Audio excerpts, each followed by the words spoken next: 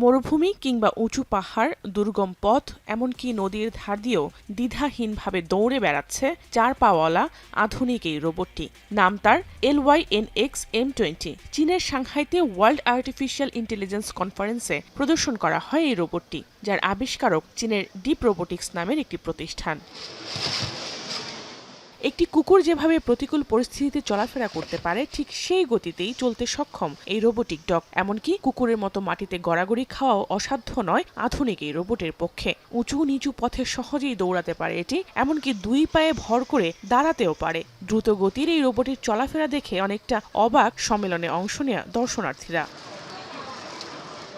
এই রোবটটির 2টি বৈশিষ্ট্য রয়েছে, একটি চাকাওয়ালা ও অপরটি পাওয়ালা। চাকাওয়ালা রোবটটি তুলনামূলক বেশি কার্যকর ও দ্রুত গতি সম্পন্ন বলে জানান এর প্রদর্শনকারীরা।我们的这个山羊猫 M20呢，它有一个特点呢，就是说它结合了这个轮式机器人跟竹式机器人的一个优点。那轮式呢，就是说它的一个行动呢会更有效率，然后呢速度也会更快。竹式呢，就是它在越障还有翻过各种各样的。